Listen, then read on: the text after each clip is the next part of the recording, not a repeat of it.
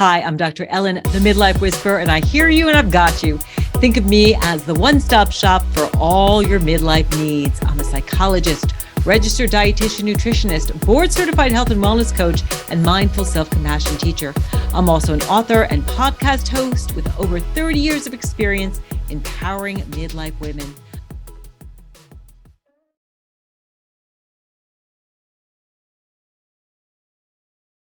Hey everybody, Dr. Ellen here, the Midlife Whisperer. Welcome to Rock Your Midlife. If you are a returning listener, thank you so much for tuning in. And if you're new, welcome. I am thrilled to have you here. And as always, if you want to reach out to me and let me know the kind of guests you'd like to hear, or you've got a question for me, please reach out to me at themidlifewhisperer.com. That is themidlifewhisperer.com. And today's show is going to inspire you to be brave and courageous and confident at midlife, which I think something that I know that so many midlife women that I meet, that I work with, struggle with every single day. I think the propensity is just, we talk about this almost every week, is to stay stuck.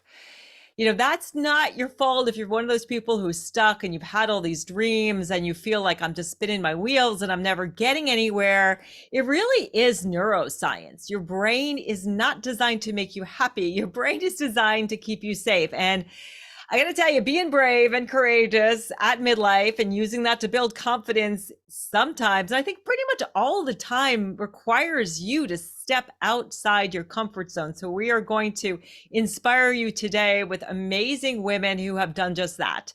They are brave, confident, and courageous at midlife. But I wanted to start off, I'm really talking about these words, brave and courageous.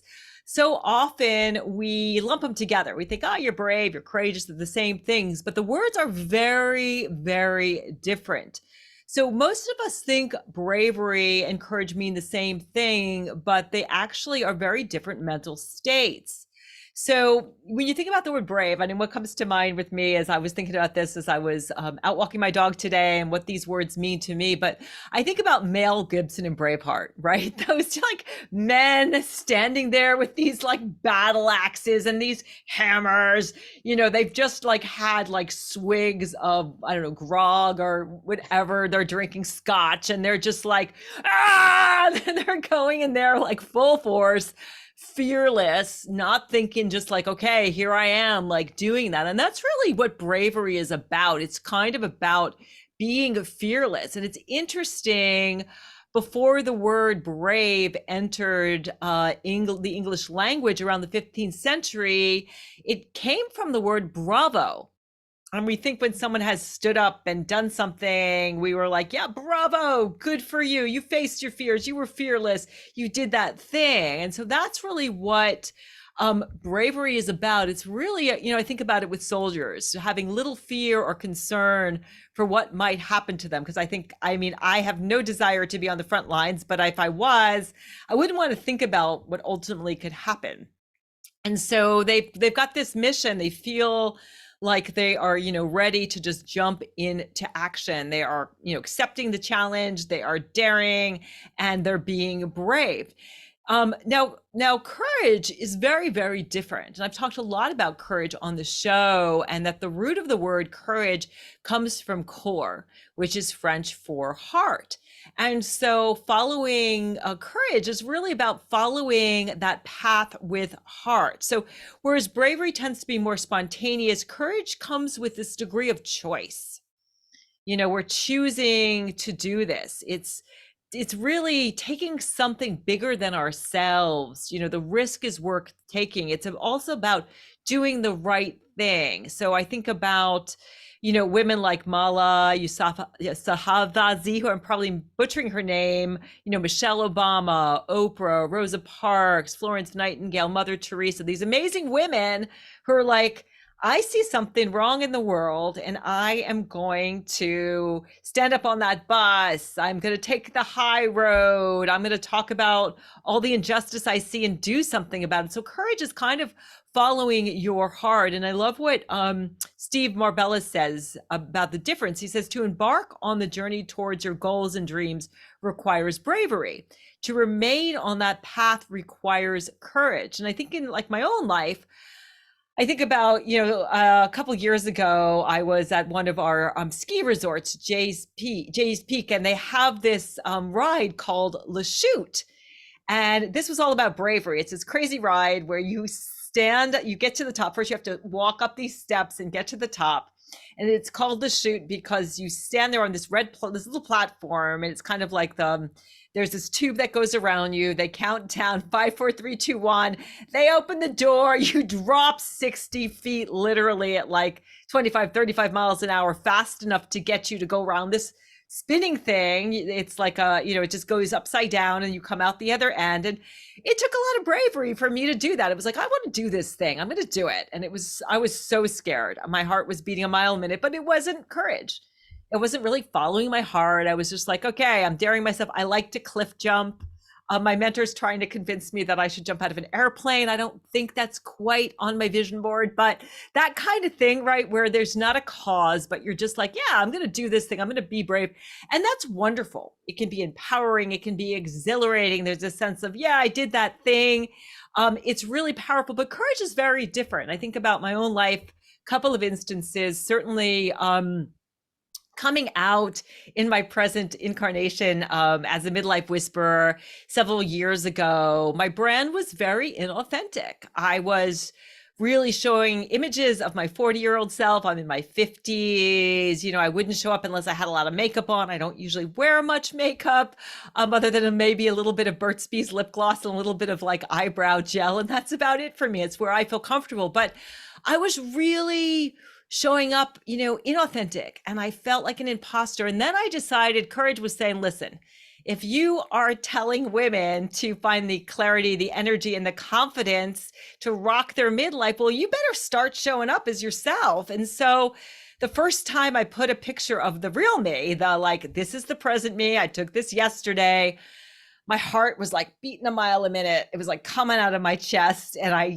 put it up there. And the interesting thing was that I got so many likes. So many women were like, yes, you look great. I love your smile. This is awesome. And I think that's something that I love about social media and women at midlife is that so many of us are showing up as ourselves. Another thing for me really has been this whole breast cancer journey. And I've been talking a lot about it. And I think I think about bravery. Bravery is, first getting that mammogram. I had a mammogram. My breast cancer was detected with what's called an ultrasound, which is using sound to detect it.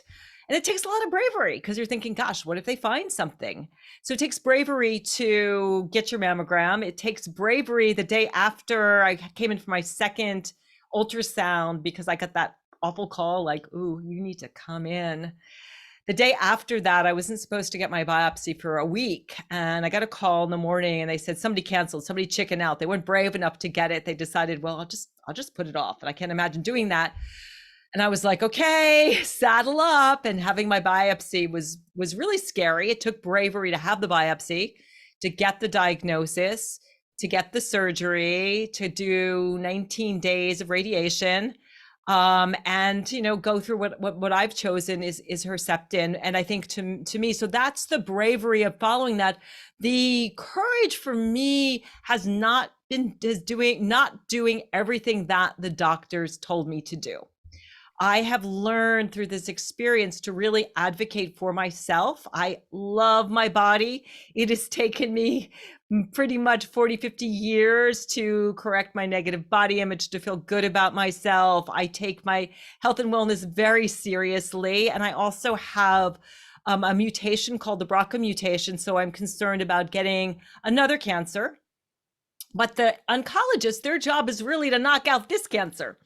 And so, when fortunately, I have an oncologist who is willing to follow my lead, which is awesome. But I really have learned how to advocate for myself. And I'm a real people pleaser. I want people to like me. I want to follow the course. And so my whole journey, the courage piece has really been about navigating the conventional and the complementary. really looking at the numbers of, I have an integrative medical doctor, Dr. Jen Simmons, who's amazing. I have an OD, an osteopathic doctor. I have a naturopath. I have a huge team of, people who are complementary supporting me. I've done lots of research. I got my second opinion at Dana-Farber with one of the world's leading experts on, women's reproductive cancers. And then I had to sit back and I had to be courageous enough to say that chemo was just not my jam. It wasn't for me. I couldn't put myself through that. And when I looked at the statistics, I really felt like, and my, integrated medical doctor agreed that my just doing the Herceptin alone would really be enough. So I'm hoping that that's enough. But for me, that's where the courage kind of is. And I'd love for you to think about that right now. Where in your life have you been brave? And where in your life have you been courageous? That bravery piece is sort of like spontaneous, like me just saying, yeah, I'm going to go do a shoot and I'm just going to jump it, or I'm going to jump it. I'm going to jump off this cliff. Whereas the courage piece really kind of has this kind of moral piece to it. What in your life are you looking at that you don't like right now? And I think that, we are so living in a world right now where there is so much wrong with the world. And when I work with my clients and they're trying to find their passion and purpose, I am always asking them, like, where do you see injustice in your world? Where are you seeing? And for me, it's, so many places. Food equality, people who live in food deserts or don't have enough to eat. I feel like every human being on the planet should have access to healthy food. So important. So I'm doing things. We grow this humongous garden and we go to the food shelf and we give our excess to people who don't have the funding to buy beautiful produce. And I give money to organizations that fight hunger, because that's something that I see in the world that I think is horrible, that, I want to make a difference. I think about, women in health.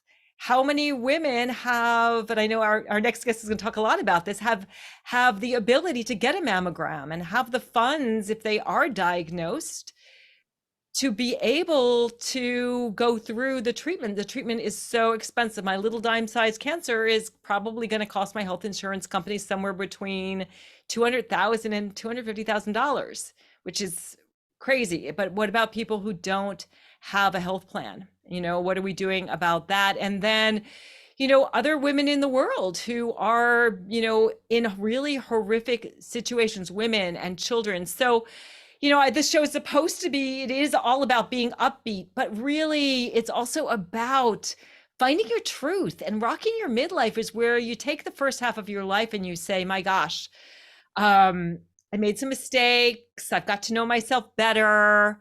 I know what my core values are. These are all kinds of things I cover in my book, Rock Your Midlife. And I want to make a difference in the world, because I don't know about you, when I get to the end of my life, when I get into my hopefully 100, because that's really one of my uber goals in life, is to make it to the ripe, wonderful age of 100, maybe even 100 plus. I want to look back and I want to see, wow, not only did you rock midlife, not only were you brave and you traveled and you did things and you stepped outside your comfort zone, but you also were courageous. You saw wrong in the world. Another issue that I'm really passionate about is ageism. It's one of those isms that we don't talk enough about. So often, particularly when I do things like go to yoga class, I am the oldest person in the room by far. Often I feel like I'm double their age. Everybody's in their 20s and here I am almost 60.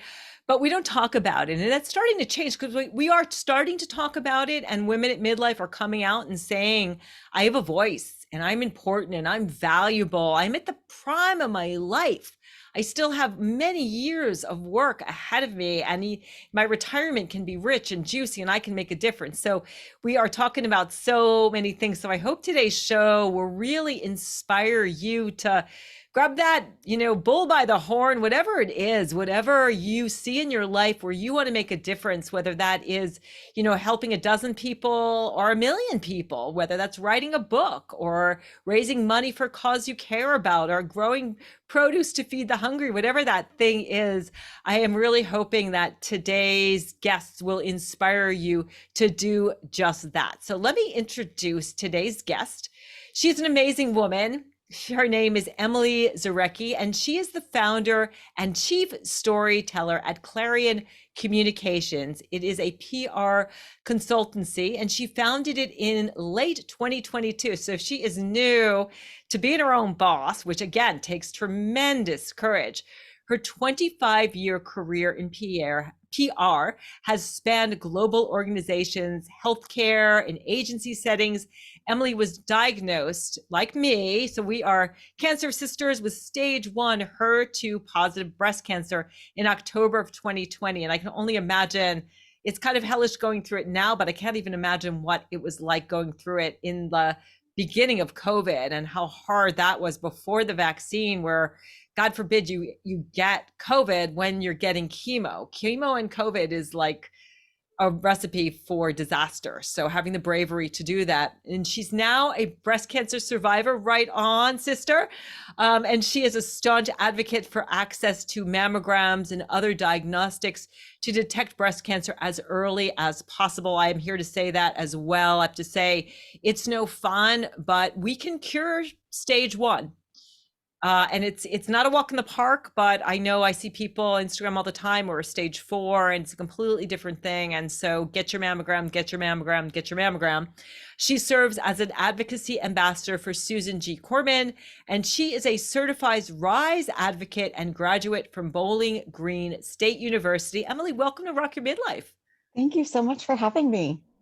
Well, it is a pleasure and an honor to meet you. And thank you for all the incredible things you're doing in the world. So let's start off just talking about, it wasn't just breast cancer, but you have been hit with so many challenges in your life. Can you tell us a little bit about, as much as you are comfortable, the challenges that you faced at midlife? Sure.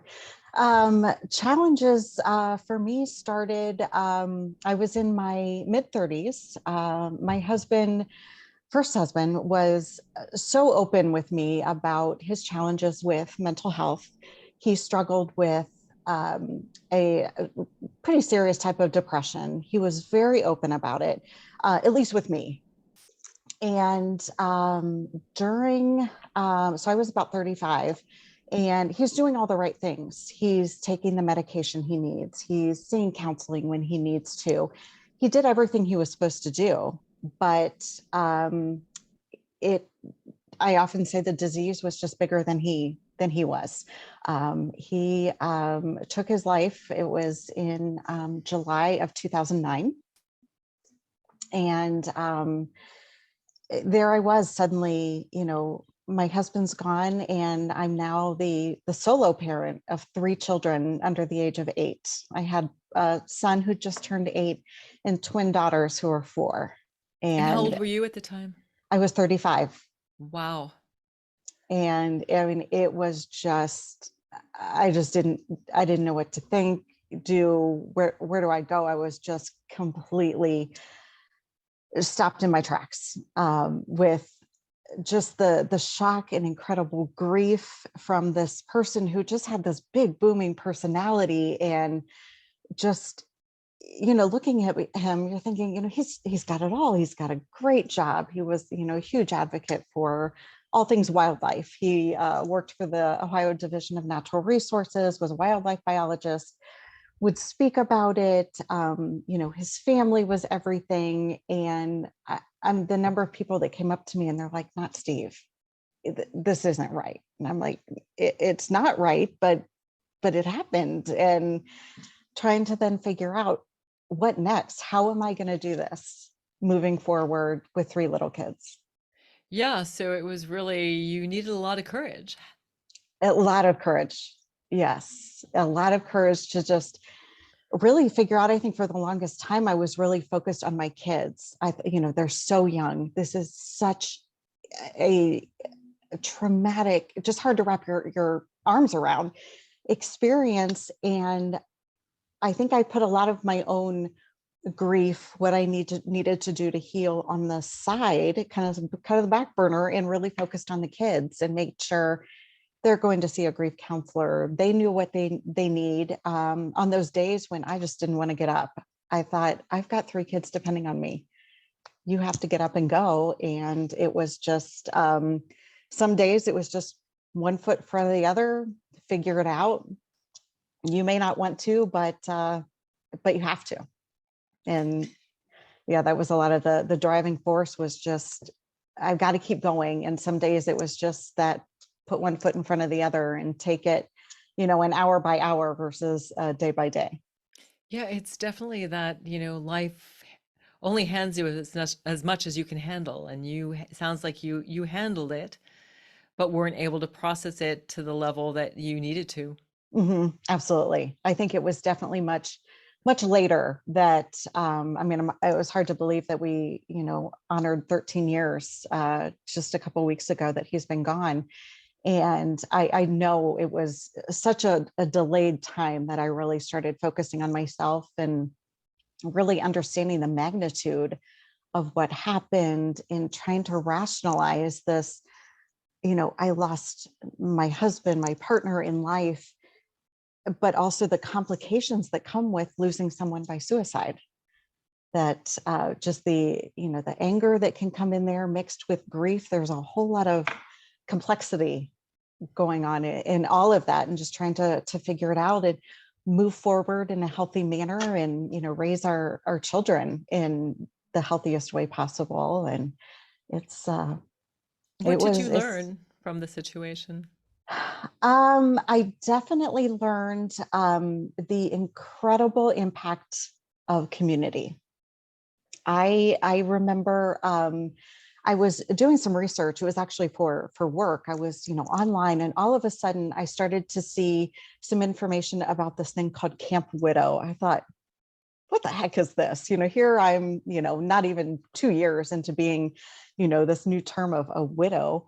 And, it in my then late 30s. And I thought, what in the world is this? So I looked into it and saw this website, and it was almost like I saw a lot of me in the pictures of people who had attended this weekend conference.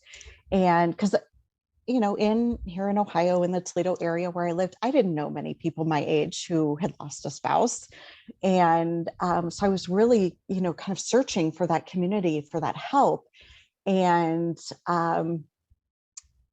really stepping, I guess would really fall into that brave category, is stepping out of that comfort zone and just deciding, I'm getting on a plane. I am going to this out in San Diego by myself. So unlike me. Usually I'm like, I don't want to go by myself.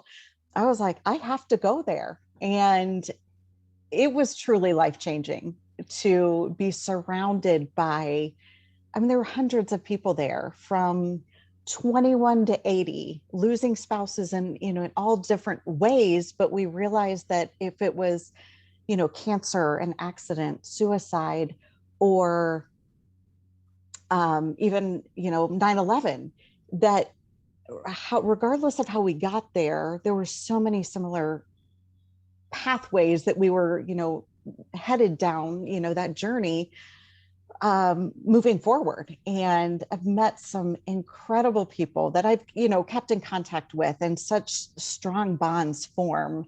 And I really realized the importance of that community, and being able to really heal with people who are truly going through the same experience you are. Yeah, so if you're listening, if you're going through things, I think the commonality is, first, is this common humanity, right? Mm. Knowing that I am not alone, this common humanity element of self-compassion that says that suffering is part of life. Everybody It goes through absolutely things. is. People lose loved ones, people get sick, people die, all of this. So you realize that you're not so alone. And then just also getting support, finding community Mhm. and connection, and then also taking the time to heal. Going through that grieving process, it sounds like you just put your own feelings aside, obviously mama bear of 3, and really putting your kids first, which is a beautiful thing, but to the, not giving yourself the space you needed. So fast forward 11, 12 years, you get diagnosed with HER2 positive breast cancer, like I was. Tell us a little bit about what happened with that and how you dealt with it. Yes, I was, doing, but what I needed to do every year, getting that mammogram. My mom was a nurse, so she was always on me. As soon as I was 40, let's do that mammogram. And every year I would kind of, hear her in the back of my mind, see, because I had put it off a couple of months, and I'm like, I need to do this. I've got to get it scheduled. So got it scheduled in early October. Went to the appointment and had the mammogram done. I thought, okay, done. This will be done next year. And I get a call from the gynecologist's office saying, we need to do some additional testing. You have dense tissue and we can't see anything on your mammogram. I was like, okay, I've had mammograms before. This hasn't come up, but oh, okay. So really wasn't too concerned. But I thought, okay, they wanted to then do an ultrasound.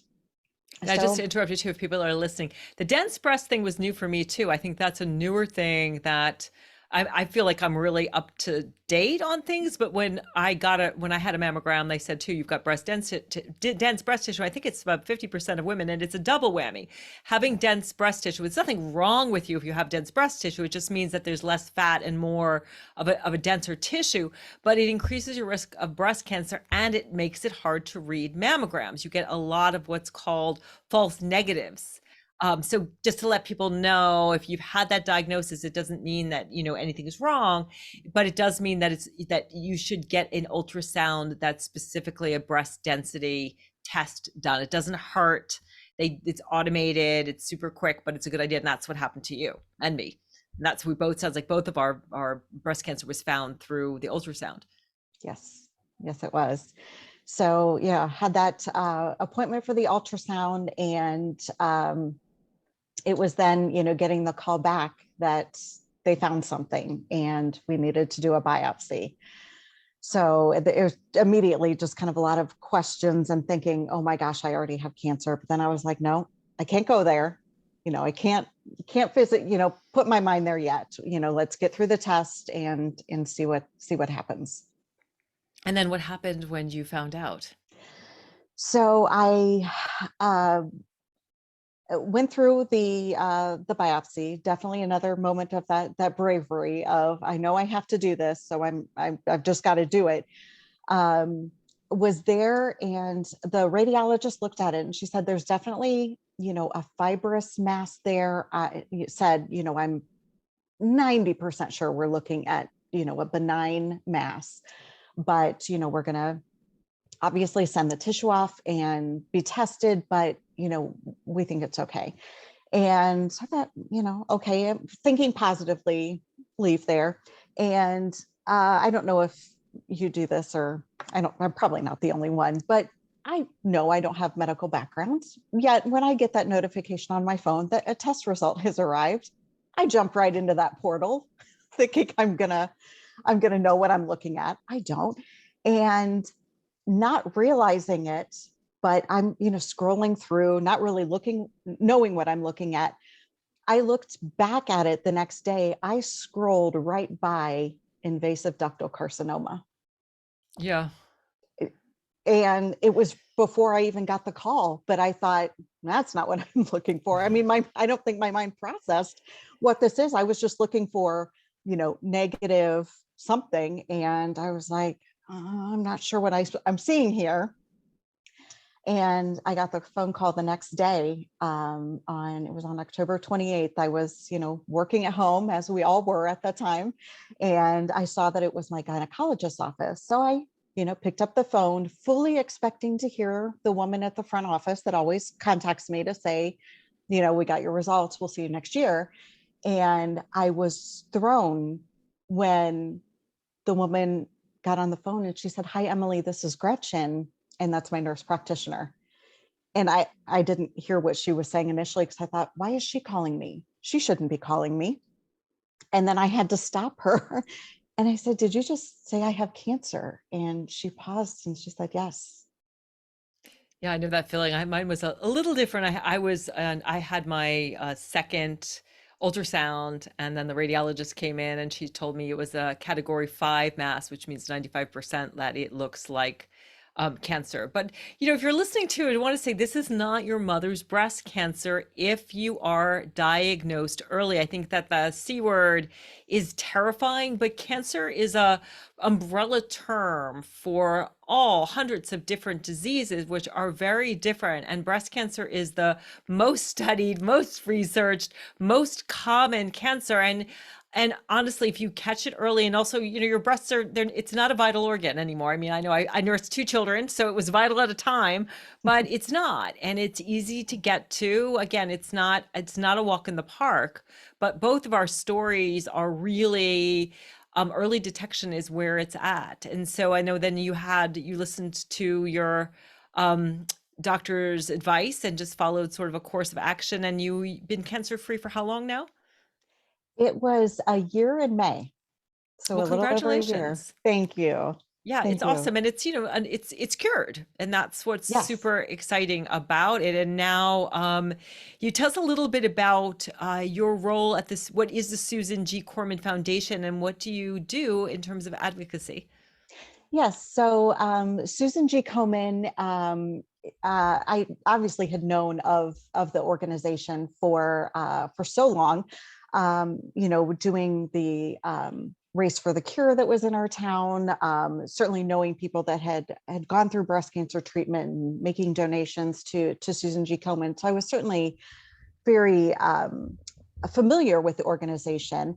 And during the time of treatment, I just started researching, and I was on their website, and I saw some information about becoming an advocate.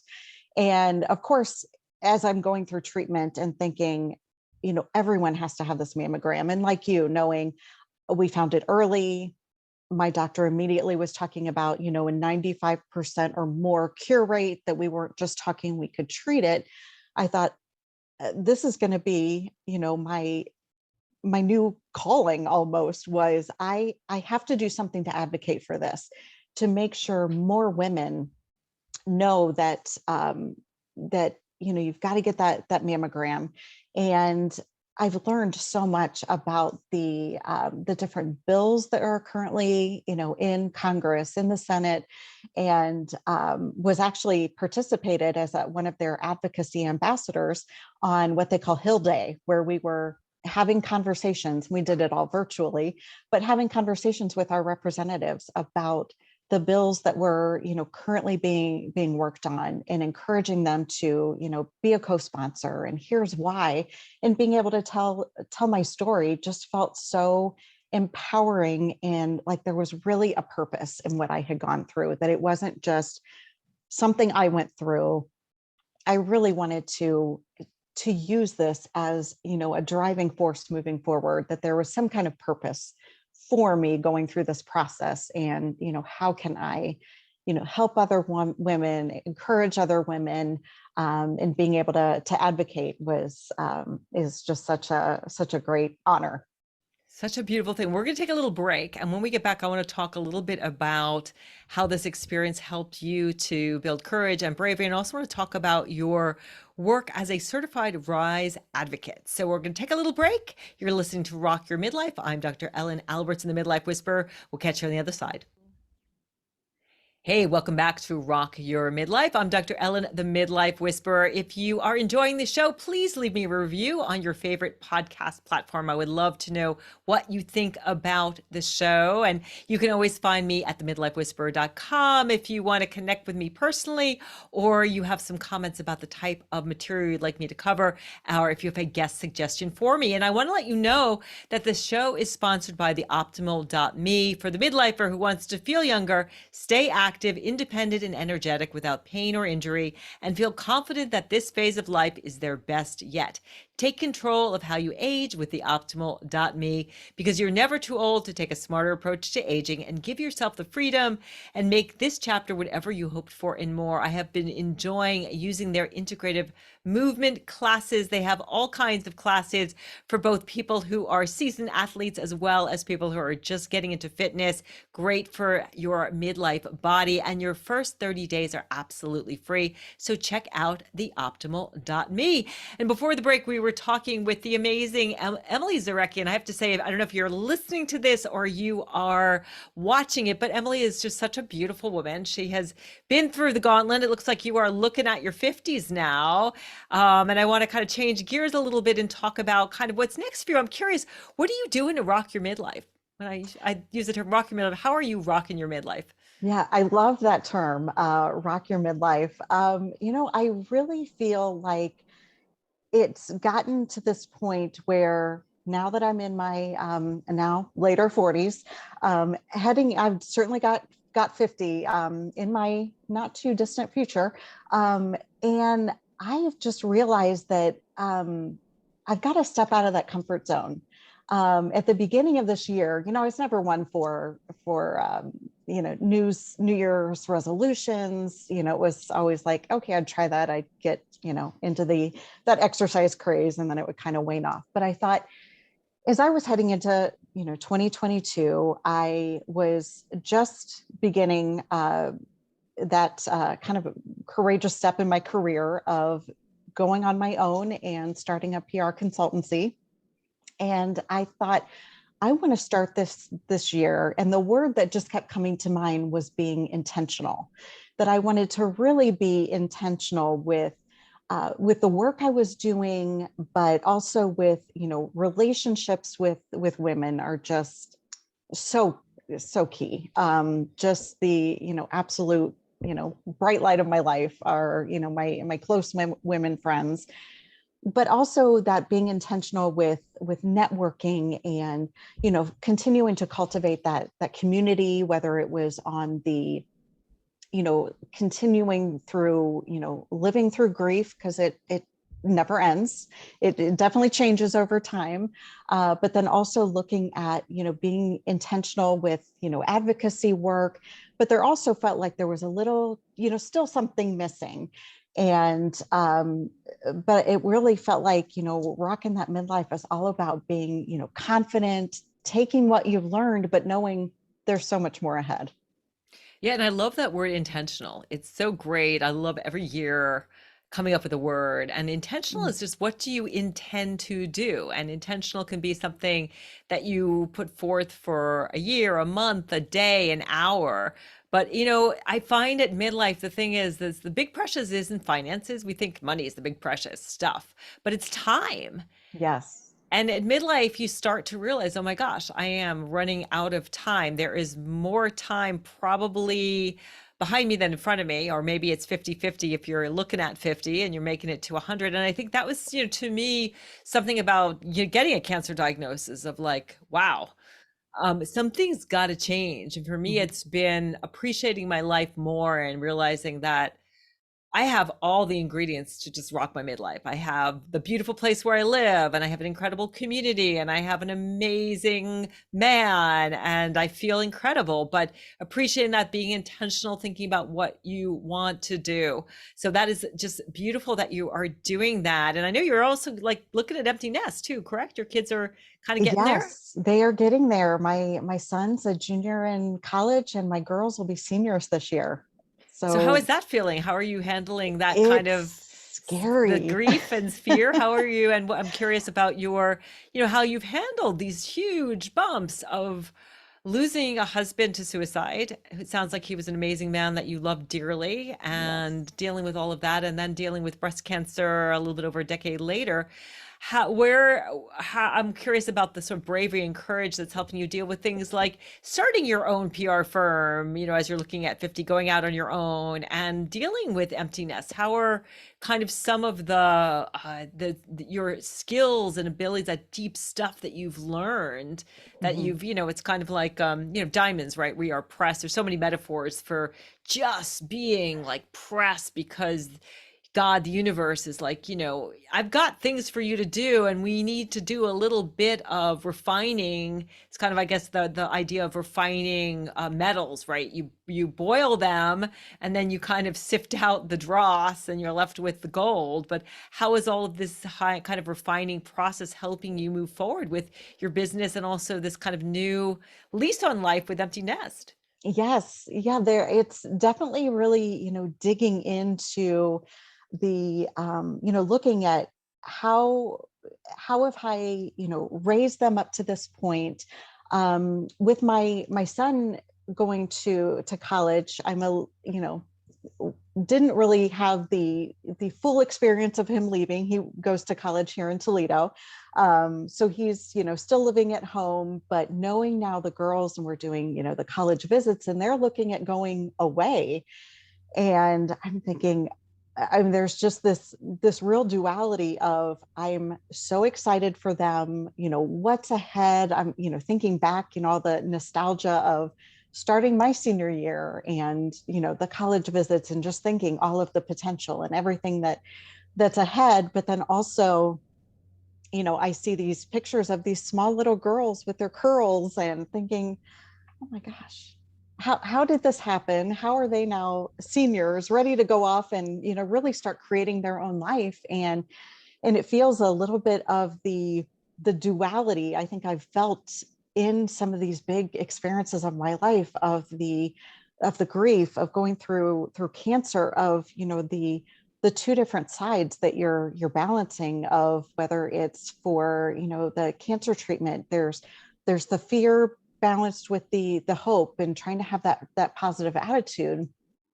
And, now looking at, the future with, the girls possibly being, off to college in, less than a year is scary. But trying to, one thing I'm really, again, being intentional about, is just taking all of these last firsts, I guess they are, for their senior year. So we're going to be, at their, first day of school, but it'll be the, last day of high school for the, first day of high school, and just kind of going through all those. So I just want to really be present in each moment throughout their upcoming senior year.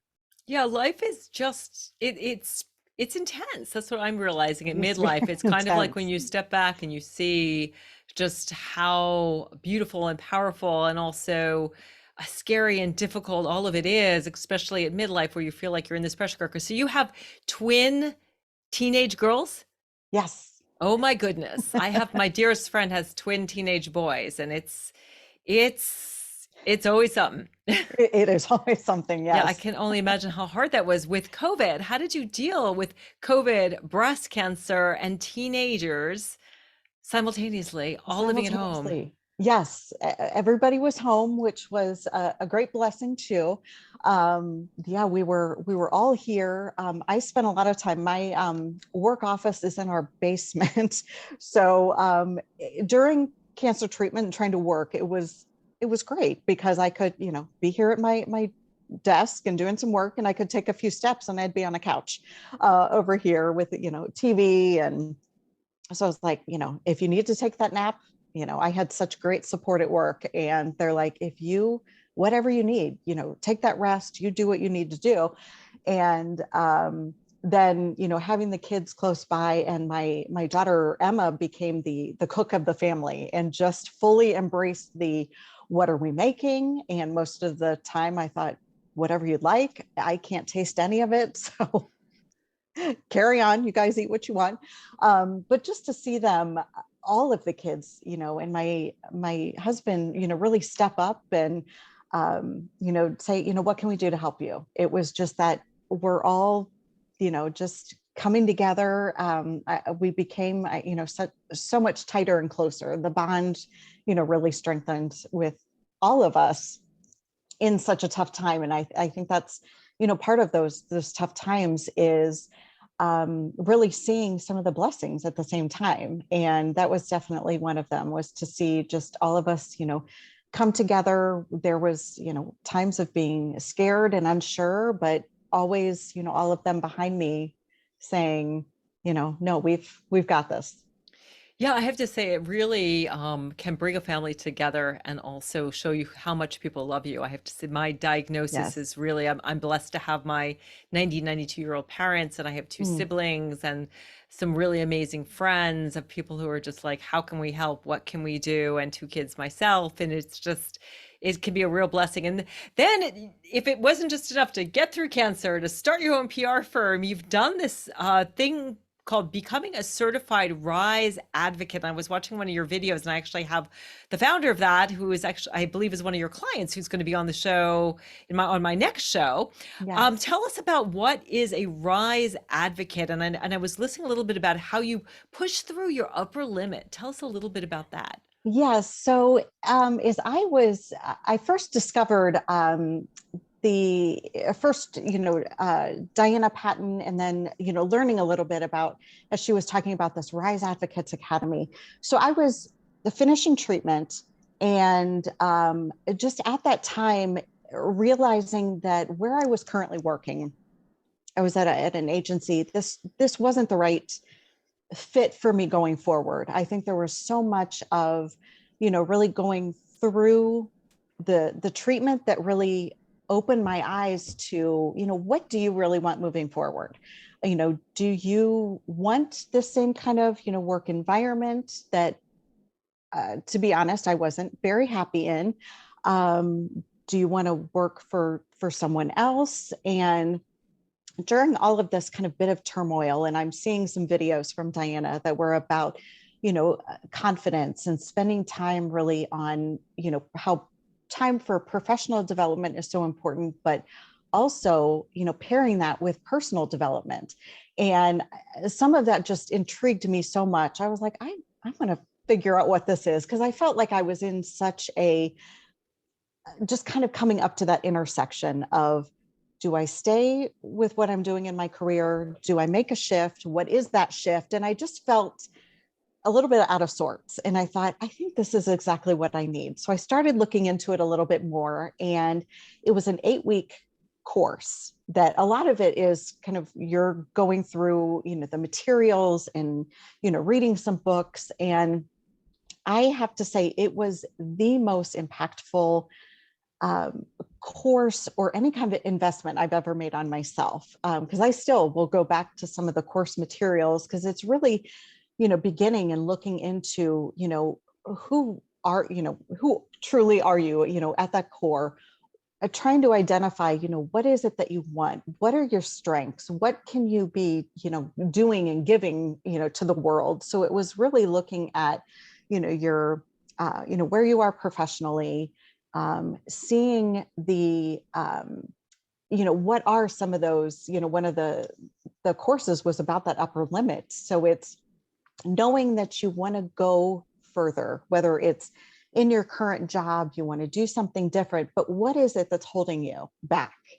And a lot of it was the not having that full confidence in myself. Because as I was, in that, what do I do with my job? And I'd start to look at some job openings that were out there, and I'd, look at a job description, and there are times like, oh, I can't do that. Yes, I'm qualified. I look back and I'm like, yes, you could. You can do that job. But I'd start to question it myself.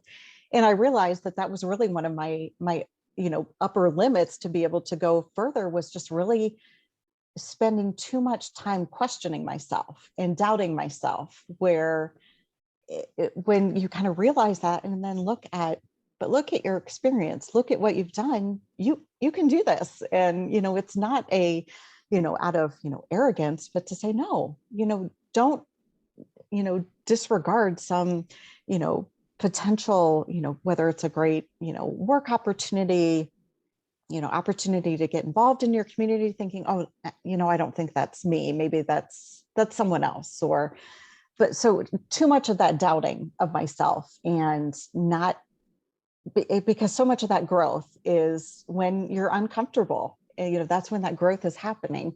And I realized that, okay, stepping out of this, my comfort zone, really finding that calling. And it was during that kind of 8-week course that I thought, I am gonna, make that shift. I am going to start my own my own consultancy. I'm also contemplating writing a book.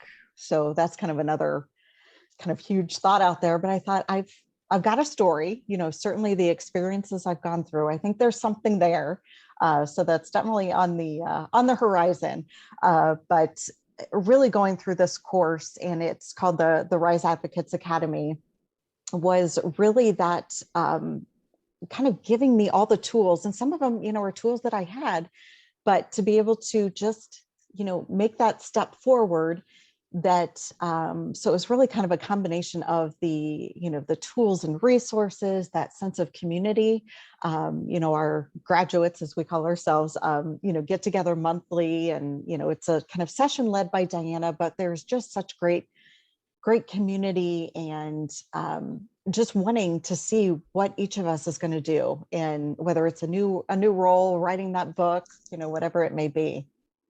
Yeah, and if you're listening, I think common threads, that idea of community, getting help, and this upper limit, which comes from, there's a great book out there called The Big Leap by Gay Hendricks, which is really makes the point that often we have a ceiling on our happiness and on our well-being, on how much we can have in our life. And when we start to get close to that, we sabotage ourselves, or we don't have the confidence. And the way to get around this is it's several fold, but it is, first of all, really knowing that you are enough. And in the work that I do with women, and a lot of the work that I do, as a influencer, whether it be Instagram or Facebook, is really about advocating for women to realize just how powerful we are, and how many skills and abilities and strengths we have, and to love ourselves. Because when we love ourselves and we realize, yeah, I am enough. I'm not perfect. I think perfection is like totally, the perfection along with social comparison truly is the thief of joy. But we start to realize, you know what, I deserve more. And I think that's the thing with cancer too, right? We realize when you have that brush with cancer and all of the fear, and realize I could die if I did nothing. I mean, we're all only, it makes you look your mortality in the face. You really do that, go down to the underworld, right? Hang out with Pluto for a while, and just you rise up and go, what do I really want for my life? So, I think you've really, Emily, encapsulated this idea of confidence and courage and bravery to, like, when life throws you things, and it's not like you made a decision to like go through cancer, to deal with the losing of your husband, but then the courage to say, I've been through these things and I really want more for myself. Exactly. So we only have about a minute. I'm curious, any final words that you have for a woman who's listening, who's feeling really stuck and hearing this and going, oh, I'm on my upper limit. I really want more for my life. I really want to rock my midlife. What do you have to say to her? I would tell her to not be afraid. I mean, it absolutely is scary, but the potential and what could be on the other side, and just moving forward with that, that idea of, I don't want to have regrets. And if I didn't do this, because one thing I was worried about, I thought, all those what ifs.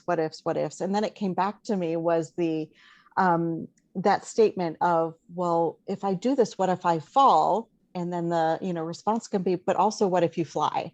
And that whole just idea and picture of, a bird flying, I was like, yes, I think now is this time when you're, ready to rock that midlife, is just giving yourself that push to do it. And I think that really is what you need, is just give yourself that little push forward. Well, absolutely. Bravo for you. And fear is about facing everything and rising. So thank you all so much for listening. I hope you have been inspired. Again, if you want to get in touch with me, it's themidlifewhisperer.com. That's themidlifewhisperer.com. Check out the optimal.me for your fitness needs. And we'll see you at our next episode. Have a great rest of your week.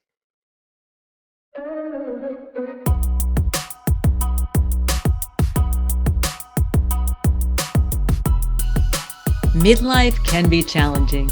You may be sandwiched between growing kids and aging parents, dealing with menopause or a health issue, and trying to find work-life balance. Or maybe your life looks good on the outside, but inside you're feeling stuck and wondering how to get your confidence, energy, and joy back. Hi, I'm Dr. Ellen, the Midlife Whisperer, and I hear you and I've got you. Think of me as the one-stop shop for all your midlife needs. I'm a psychologist, registered dietitian, nutritionist, board-certified health and wellness coach, and mindful self-compassion teacher. I'm also an author and podcast host with over 30 years of experience empowering midlife women. I provide inspiration and wisdom to help you transform your health, your mindset, your relationships, and your life so you can rock midlife.